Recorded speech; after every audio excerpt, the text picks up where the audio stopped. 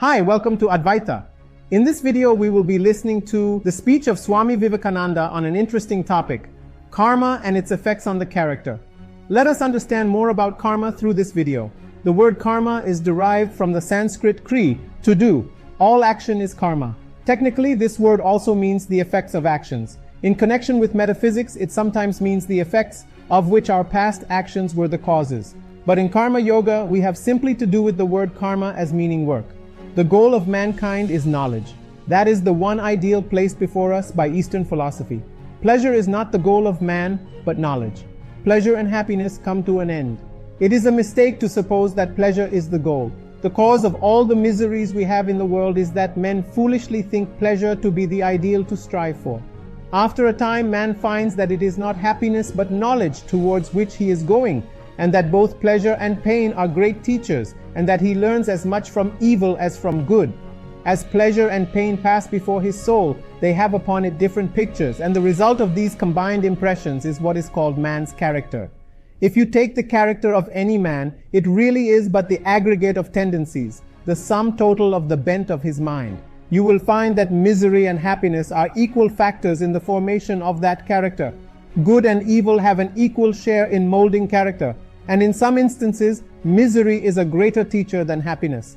In studying the great characters the world has produced, I dare say, in the vast majority of cases, it would be found that it was misery that taught more than happiness. It was poverty that taught more than wealth. It was blows that brought out their inner fire more than praise. Now this knowledge again is inherent in man. No knowledge comes from outside. It is all inside. What we say a man knows should, in strict psychological language, be what he discovers or unveils. What a man learns is really what he discovers by taking the cover off his own soul, which is a mine of infinite knowledge. We say Newton discovered gravitation. Was it sitting anywhere in a corner waiting for him? It was in his own mind. The time came and he found it out. All knowledge that the world has ever received comes from the mind. The infinite library of the universe is in your own mind. The external world is simply the suggestion, the occasion, which sets you to study your own mind. But the object of your study is always your own mind. The falling of an apple gave the suggestion to Newton, and he studied his own mind. He rearranged all the previous links of thought in his mind and discovered a new link among them, which we call the law of gravitation. It was not in the apple nor in anything in the center of the earth. All knowledge, therefore, secular or spiritual, is in the human mind. In many cases, it is not discovered but remains covered. And when the covering is being slowly taken off, we say, we are learning. And the advance of knowledge is made by the advance of this process of uncovering. The man from whom this veil is being lifted is the more knowing man. The man upon whom it lies thick is ignorant. And the man from whom it has entirely gone is all-knowing, omniscient.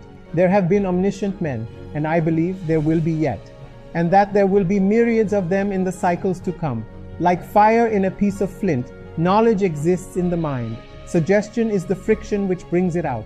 So with all our feelings and action, our tears and our smiles, our joys and our griefs, our weeping and our laughter, our curses and our blessings, our praises and our blames, every one of these we may find, if we calmly study our own selves, to have been brought out from within ourselves by so many blows. The result is what we are. All these blows taken together are called karma, work, action. Every mental and physical blow that is given to the soul, by which, as it were, fire is struck from it, and by which its own power and knowledge are discovered, is karma, this word being used in its widest sense. Thus we are all doing karma all the time. I am talking to you, that is karma. You are listening, that is karma. We breathe, that is karma. We walk, karma. Everything we do, physical or mental, is karma, and it leaves its marks on us. There are certain works which are, as it were, the aggregate, the sum total, of a large number of smaller works. If we stand near the seashore and hear the waves dashing against the shingle, we think it is such a great noise, and yet we know that one wave is really composed of millions and millions of minute waves. Each one of these is making a noise, and yet we do not catch it. It is only when they become the big aggregate that we hear. Similarly, every pulsation of the heart is work. Certain kinds of work we feel, and they become tangible to us. They are at the same time the aggregate of a number of small works. If you really want to judge of the character of a man, look not at his great performances. Every fool may become a hero at one time or another. Watch a man do his most common actions. Those are indeed the things which will tell you the real character of a great man. Great occasions rouse even the lowest of human beings to some kind of greatness, but he alone is the really great man whose character is great always, the same wherever he be. Karma in its effect on character is the most tremendous power that man has to deal with. Man is, as it were, a center, and is attracting all the powers of the universe towards himself, and in this center is fusing them all and again sending them off in a big current. Such a center is the real man, the almighty, the omniscient, and he draws the whole universe towards him. Good and bad, misery and happiness, all are running towards him and clinging round him, and out of them he fashions the mighty stream of tendency called character and throws it outwards.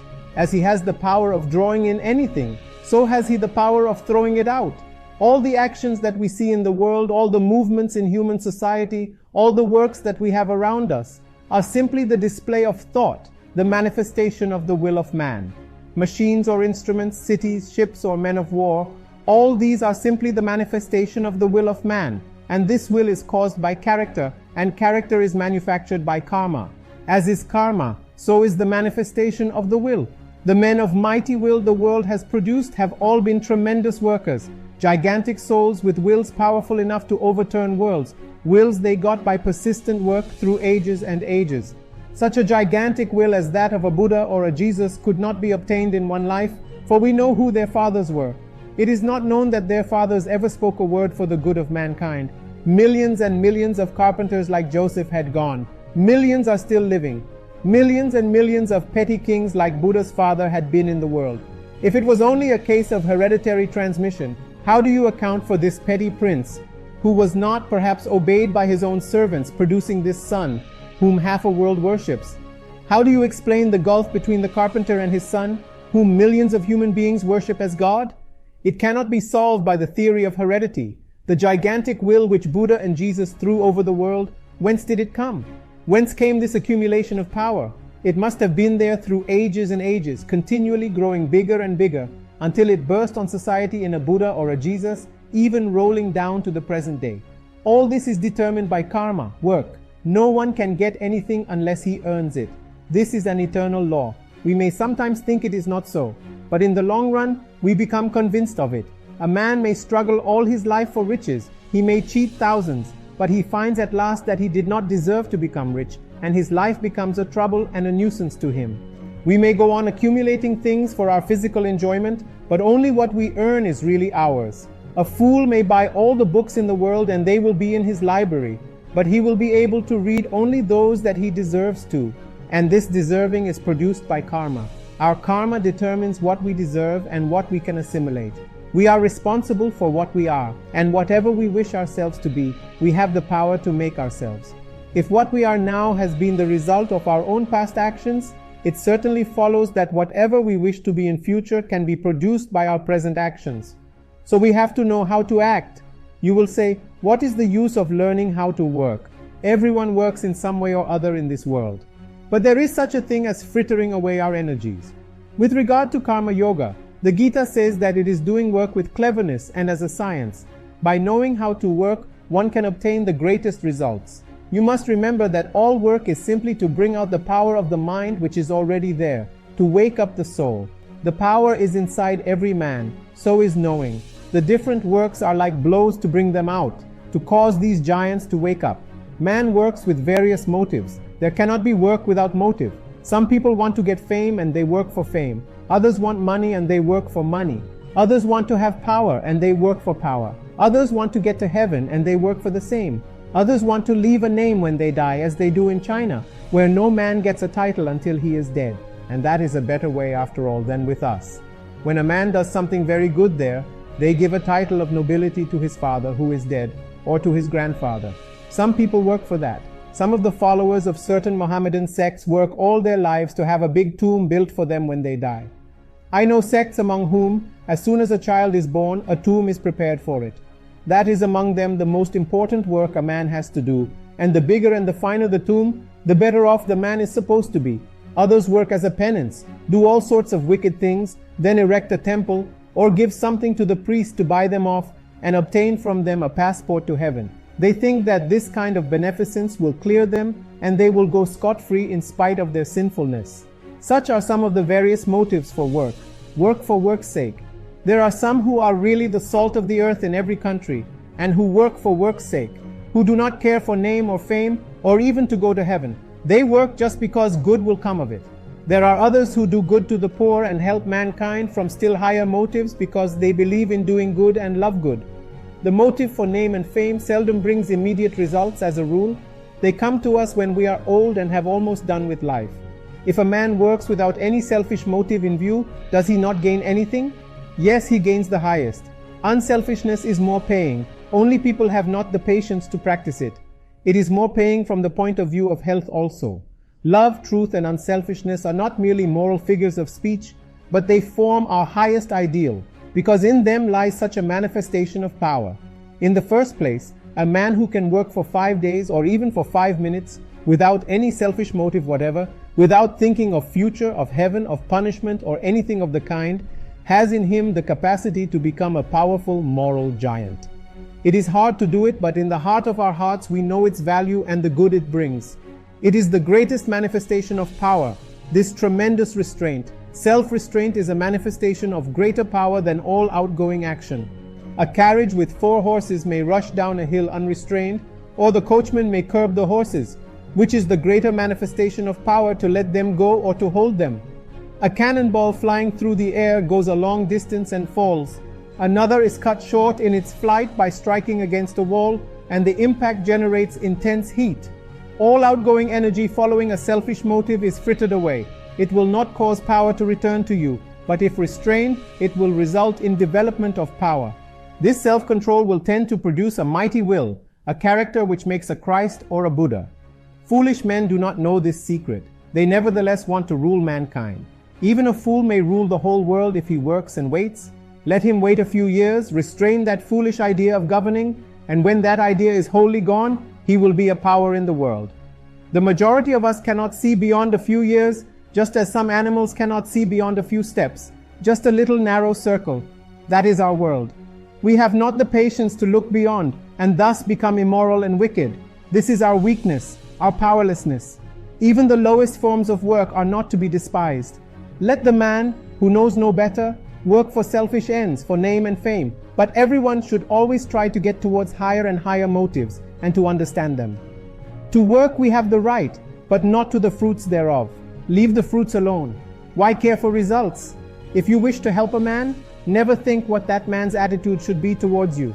If you want to do a great or a good work, do not trouble to think what the result will be.